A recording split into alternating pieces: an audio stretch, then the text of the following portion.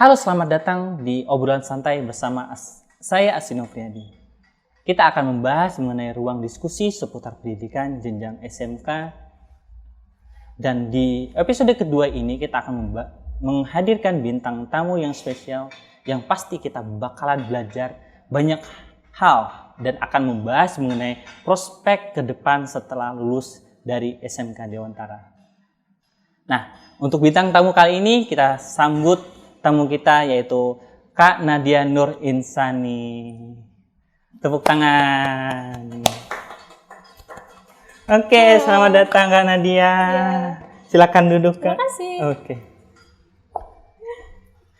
Oke, pada syuting kali ini kita sudah mengikuti protokol kesehatan dan sebagian kru dan narasumber kali ini kita sudah melaksanakan vaksinasi tahap 2. Oke. Hai, selamat datang Kak Nadia. Ya, Kak Asi. Apa kabarnya? Alhamdulillah baik. Gimana Kak Asi kabarnya juga? Alhamdulillah baik gitu. Oke, Kak Nadia sekarang lagi sibuk kerjain apa? Ada project atau ada kegiatan lain kah? Untuk sekarang ini saya lebih sibuk ke ini sih, ngembangin bisnis online shop saya di salah satu marketplace di Indonesia. Oke, itu. Nah, Kak Nadia ini kan lulusan SMK Dewantara angkatan pertama. Nah, setelah lulus nggak langsung kuliah kan? Nah, bekerja terlebih dahulu di dunia industri kayak gitu. Nah, apa sih alasannya kok milih kuliah kerja dulu dibandingkan kuliah? Pada saat itu gini, sebelum saya lulus juga saya emang udah pengen coba gitu terjun ke lapangan pekerjaan setelah saya membekali potensi diri saya selama belajar di SMK gitu kan. Jadi oke, udah mantep buat coba kerja.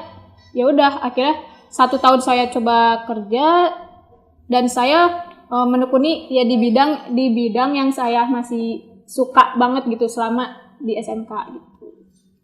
Oke, nah kan karena dia kan selama 3 tahun di SMK Dewantara itu kan pernah menyumbangkan lomba atau pernah menjuarai lah lomba tingkat kabupaten. Nah itu kan kalau saya nggak salah riset itu kan juara 3 kan di bidang animasi. Yeah. Nah sedangkan kayak gitu untuk menyemangati adik-adik kelasnya kayak gitu atau adik-adik angkatannya. Nah itu seperti apa Kak Nadia? Karena kan di era pandemi ini kayak gitu kan banyak kegiatan-kegiatan perlombaan yang tertunda ya, walaupun masih banyak juga di antara kegiatan tersebut secara online sih. Seperti itu sih Kak. Waktu itu kalau nggak salah kelas 2 ada mata pelajaran yang saya sukai yaitu animasi. Ya kan? Okay. Nah pada saat itu juga ada guru yang benar-benar ngedorong saya buat ngembangin potensi saya di animasi gitu kan, dan akhirnya ada lomba juga, kenapa nggak ikut nih gitu kan. Nah, ya udah akhirnya saya dibantu sama guru favorit saya di guru mata pelajaran produktif, dan dibantu juga sama sahabat saya buat ngerjain proyekan itu gitu kan. Kurang lebih 3-5 hari dan durasinya itu 1 menit. Itu tuh saya ngerjain tuh di sekolah, full di sekolah, dan menggunakan laptop yang saya punya gitu kan. Bertiga tuh di sekolah sampai sore, dan akhirnya setelah selesai dikumpulkan dan pada acara puncaknya saya presentasi karya gitu kan. Dan pada saat presentasi karya pengumuman juara dari juara 3 sampai juara 1. Nah pada saat juara 3 itu kayak nyebutin dengan poin 2000 sekian gitu. Kayak ngerasa kayak wah gila nih nilainya tinggi banget ya, siapa ya. Tiba-tiba nama saya dipanggil gitu kan. Nadia Nur Insani. Ya udah akhirnya sih kayak auto gitu loh maju ke depan gitu, ke panggung. Dan akhirnya saya mendapatkan juara 3 di video animasi ilmu apa ya namanya? Animasi. Iklan layanan masyarakat. Oh, berupa animasi gitu. Iya. Nah, itu di instansi apa, Kak? Kalau nggak salah ya, radio dan TV. Apa? Tegar Beriman. Berarti Kominfo Kabupaten Bogor ya? Iya. Gitu, oke deh. Gitu berarti ya suatu penghargaan lah ya di era-era itu, atau sebelumnya pernah mengikuti lomba, atau itu event pertama Kak Nadia? Itu lomba pertama yang menurut saya kayak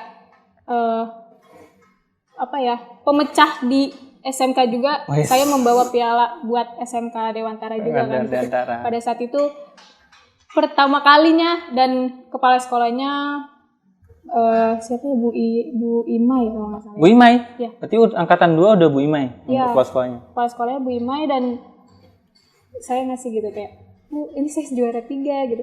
Ekspresinya gimana beliau? Seneng banget dia. Seneng banget? Iya. Masya Allah gitu. Iyalah, gimana nggak seneng salah satu siswanya, kebanggaannya gitu udah membawa atas nama sekolah kok. Iya, Gimana kalau benar. nggak seneng? Mewakilkan angkatan pertama juga gitu ya kan. Oh iya, benar-benar kayak gitu. Oke, Kak Nadia, setelah lulus dari SMK kan kerja, terus abis itu Kak Nadia kuliah juga kan. Nah, kenapa alasan akhirnya memilih tetap kuliah dan mengambil jurusan apa sih waktu kuliah? Masih relevankah dengan jurusan waktu SMK dulu? Kan kalau SMK jurusannya multimedia kan ya? Iya. Kayak gitu. Oke. Pada saat itu kan kembali lagi tuh yang pertama yang aku bilang, seberapa besar sih potensi saya yang saya terapin di dunia kerja gitu kan. Nah, selama setahun itu ternyata saya ternyata banyak kurangnya gitu, kayaknya harus belajar lagi nih lebih dan lebih, karena teknologi itu kan semakin lama semakin berkembang ya kan. Iya, benar. Dan pada saat itu juga saya kayak bisa dibilang kurang teknologi juga gitu, kayak biar beradaptasi juga ke depannya, ya lebih baik saya kuliah aja gitu. Selagi ada niat gitu kan, niat, usaha, dan jalan gitu, tiba-tiba dikasih kemudahan sama Allah, akhirnya saya lanjut kuliah tepat 1 tahun setelah kerja gitu. Okay. Nah, itu kuliah di jurusan Fakultas Industri Kreatif, lebih tepatnya jurusan Desain Komunikasi Visual, yang menurut DKV, saya masih relevan sama waktu saat saya SMK ya kan, multimedia. Di situ saya belajarnya juga kurang lebih sama di SMK mata pelajarannya, tapi dia lebih mendalami lagi, dan lebih dasar yang kita pelajari itu ada di situ. Kan saya suka animasi ya, jadi di situ diajarin juga teknik-teknik menggambar, ya kan, dari yang manual sampai digital itu tuh diajarin gitu. Ya udah, akhirnya saya ambil 4 tahun kurang lebih. 4 tahun. Iya. Oke, berarti kan ini Kak, kalau kan antara multimedia dan DKV itu kan gak jauh beda lah, cuma tingkatannya, jenjangannya, walaupun di jenjang SMK itu kan masih ada untuk DKV. Nah, ketika Kakak memutuskan ngambil jurusan DKV itu, kayak itu menurut karena dia itu ini berlanjut atau karena dia itu ngulang dari awal sih untuk materi-materinya kayak gitu. Apakah materi pelajaran itu apakah sudah pernah diajarkan di SMK ataukah emang itu hal baru ketika masuk kuliah? Kalau untuk di dalam mata kuliah di Desain Komunikasi Visual itu kurang lebih untuk basic-basicnya itu sama SMK. Tapi basic dasarnya berarti ya? Iya, ketika udah terjun ke kampus itu tuh software yang diulik, yang digunakan gitu, entah dari desain, editing video, terus narasi visual juga ya kan. Itu tuh mengikuti zamannya gitu. Teknologinya lebih lebih upgrade gitu. Misalkan di SMK belajar Corel, di sana belajarnya Adobe Illustrator, yang dimana pada saat itu juga aku butuh gitu belajar Adobe Illustrator, tapi nggak bisa lewat YouTube karena masih sedikit gitu video-video tutorialnya. Dan akhirnya memutuskan kuliah itu tujuannya biar bisa beradaptasi juga dengan teknologi yang akan datang gitu. Oke, tadi kan Kakak menyampaikan ada kan desain komunikasi visual gitu kan. Bayangan saya, pemahaman saya yang orang awam nih Kak gitu kan, ya tok gambar kayak gitu kan, lukis-lukis gitu, walaupun dalam bentuk digital maupun masih dalam bentuk gambaran biasa gitu kan. Nah, tadi kan Kak nyebutin tentang video. Nah, itu peran editing videonya di bagian mananya Kak kalau dalam jurusan DKV tersebut? Kalau untuk bagian apa mendalaminya? Untuk videonya tersebut. Kalau untuk itu sebenarnya luas banget sih. Yang saya tahu itu tuh bisa bagi apa sih tekniknya tuh dipecah-pecah lagi ya kan, dari mata kuliah Ada konsentrasinya lah, Iya, ibaratnya kayak gitu. ada pilihannya. Kalau untuk video tuh apa ya, lupa. Nah, kalau karena dia sendiri konsentrasinya di bidang apa, Kak? Saya lebih ke konsep art dan ilustrator. Jadi itu kurang lebih sama minat saya yang suka di animasi gitu. Oke, siap-siap. Berarti emang dari dulu zaman SMK udah terus menerus ya untuk lebih suka ke animasi. Oke, tadi kan karena dia menyampaikan ya kayak gitu untuk jurusan DKV. Nah, di jurusan DKV itu ada konsentrasi apa aja sih, Kak? Oh, kalau untuk mata kuliah yang diminati ya, yang banyak banget kurang lebih sama SMK, tapi dia lebih profesionalnya ya, bisa dibilang gitu. Dari editing video, terus narasi visual gitu kan, terus konsep art dan fotografi juga ada, ya kan? Fotografi. Okay.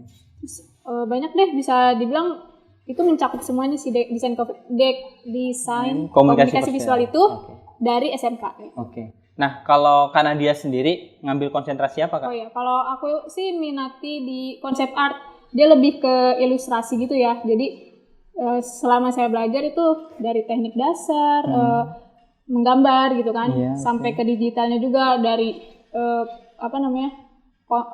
pencahayaan dalam ilustrasi juga saya minati di situ gitu. Oke. Nah, kan tadi kan karena dia di pertanyaan sebelumnya kan saya tadi kan membahas tentang bisnis. Nah, ceritakan dong, Kak, bisnis apa dan kenapa lebih memilih bisnis untuk saat ini? Oke. Awal saya merintis sih pada saat itu tahun lalu kurang lebih. Setelah saya lulus, bersamaan juga setelah itu corona datang gitu kan. Maksudnya berarti angkatan corona ya? Enggak sih. Itu udah kelar. Saya udah merasakan pameran di kampus gitu kan, enggak. Tapi wisuda pas corona? Iya. Iya, oke. Oke, pada saat itu setelah lulus saya tadinya berniat untuk coba apply gitu ke perusahaan-perusahaan gitu kan, udah mulai ngelamar-ngelamar gitu. Tapi di saat awal-awal kan pasti yang waktu itu lockdown gitu kan, nggak boleh kemana-mana, terus kan dibatasin juga kegiatannya, otomatis kan untuk membuka lapangan pekerjaan juga ditutup juga ya sementara ya. Nah, pada saat itu juga saya berpikir kayak mau apa ya saya di masa depan gitu, kayak kalau emang ini bakal lama nih nggak dapat kerjanya, jadinya saya di situ nganggur gitu kan. Lebih banyak nganggur, dan di situ saya lebih banyak kegiatan kayak rebahan gitu kan, scroll TikTok, nah gitu kan. Dari situ saya ngelihat kayak kok orang-orang banyak ya bikin konten-konten tentang masak-masak gitu kan, terus tentang foto-foto produk juga. Di situ juga saya ngelihat peluang. Nah, peluang di mana saya coba nerapin bidang keahlian saya gitu kan, dibuat jadi bisnis, dan akhirnya kan dijual gitu kan melalui online shop. Karena online shop pada saat itu ketika orang dibatasi untuk belanja keluar, orang lebih ke online shop gitu kan ya kan. Semua marketplace lagi booming gitu, lebih rame-ramenya. Jadi pada saat itu juga saya coba manfaatin nih, ada teknologi yang namanya online shop juga, saya coba posting produk yang saya buat gitu kan, dan akhirnya sampai sekarang pun masih diminati gitu. Dan itu saya fokusnya tuh di bagian produk-produk ke perlengkapan foto studio gitu. Perlengkapan foto studio. Oke. Nah, kalau boleh tahu, Kak, karena dia kan tadi emang asal usulnya dari kondisi COVID kayak gini ya, akhirnya mencari-cari inspirasi kayak gitu. Nah, kalau boleh tahu emang dari kapan sih, Kak, gitu memutuskan nih bukan hanya sebagai orang melihat saja, bukan hanya belanja ke orang lain juga, tapi kan akhirnya karena dia ngambil sikap untuk yang menjual, yang memproduksi lah ibaratnya. Itu sejak kapan? Sebenarnya kalau buat niat sih udah ada semenjak masa kuliah ya, kayak pengen buka online shop tapi belum ada kesempatan gitu kan. Tapi ketika udah di saat luang banget waktunya, nggak ada kerjaan sama sekali, ditambah penghasilan juga belum ada ya kan. Jadi akhirnya kayaknya harus benar-benar ini nih dicoba gitu. Coba aja dulu kayak kenapa enggak gitu kalau emang ada di online shop itu dimanfaatin gitu kan. Itu mulai dari bulan apa kira-kira itu? Fokusnya mulainya tuh mulai Maret, tapi fokus orang minat Maret 2020. Oke. Oh, berarti awal-awal corona itu kan? Iya, pada saat itu kan saya bilang waktu lulus saya fokus ke situ. Dan di Juni udah mulai ada exposure-nya gitu. Oke. Ya udah akhirnya sampai sekarang belum lama banget sih, kan masih muda banget saya ngerintis. Masih saya tekuni juga sampai sekarang gitu. Oke, kan tadi kan Nadia sudah menjelaskan tuh kayak gitu mulainya emang dari Maret kayak gitu, tapi kan mulai exposure-nya di bulan Juli kan kayak gitu. Nah, untuk penghasilan sendiri kan Nadia itu kan sekitar sudah 1 tahun ya Kak ya? Iya. Nah, untuk sampai video ini tayang gitu, video ini kita syuting gitu satu tahun. Nah, kira-kira penghasilannya berapa sih Kak? Kalau untuk omset kurang lebih kalau sebagai anak sekolah ya, kayak kita pulang pengen nongki-nongki ala-ala pengen makan mie ayam abnormal itu bisa sih kita. Kurang lebih ada 250 juta lah omsetnya. 250 juta itu selama 1 bulan atau 1 tahun ini? 1 tahun ini. 1 tahun ini. Dan itu masih fokus di satu marketplace sih. Satu marketplace kayak gitu. Tapi ada nggak mau mencoba gitu dari nyoba dari marketplace yang lain kayak gitu? Pengen banget malah biar lebih luas kan produknya dikenal. Cuman emang karena keterbatasan ini ya karyawan gitu, pasti kan takutnya nggak bisa ngehandle gitu. Jadi nanti akan ada gitu. Nah, kalau untuk omset kurang lebih kalau sebagai anak sekolah ya, kayak kita pulang pengen nongki-nongki ala-ala pengen makan mie ayam abnormal itu bisa sih kita. Kurang lebih ada 250 juta lah omsetnya.